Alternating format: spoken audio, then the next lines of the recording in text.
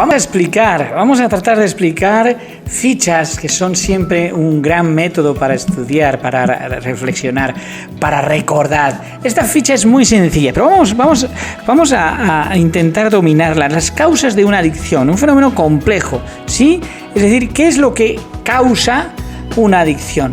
No la consecuencia que se ve, ¿no? El consumo, la conducta adictiva, el esfuerzo, la fuerza desinhibida, en fin, todo esto va a influir mucho el ambiente, tanto en la escuela como en la iglesia, entre comillas, esa parte espiritual, como en el hogar, ¿vale? Todo esto influye en la educación ambiental.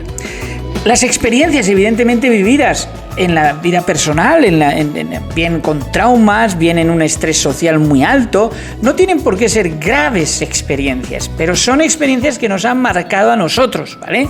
Si yo cuento mis experiencias traumáticas a los demás, van a decir, pero que eso es una tontería. Pero para mí supone un pequeño trauma que puede ser causa, etcétera. Sino, ¿qué ha causado?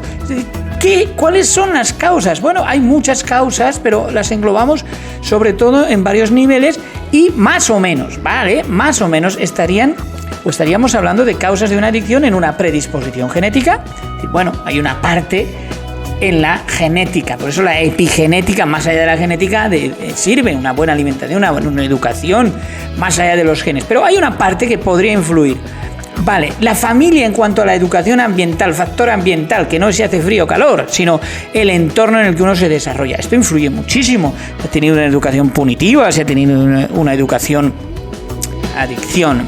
Y, por supuesto, la cultura, es decir, las influencias. Eso es famoso que se dice, dime con quién andas y te diré quién eres, y es que las malas compañías, mi hijo no ha hecho nada, son los demás, la mujer que tuvo, es que la hija no le quiere, etcétera, etcétera, etcétera. Toda esa serie de influencias culturales que también juegan un papel a la hora de generarse una adicción, ¿vale? Que confluyen, sí, sin saber exactamente a ciencia cierta al día de hoy por qué unos llegan a contraer la adicción y otros no, sí que podemos hablar de estas causas. Por eso es tan importante una buena educación en los principios bíblicos, en los principios del Señor, bien estudiados, bien enseñados y bien practicados, porque actúan como fenómeno preventivo. Continuaremos con este tipo de fichas.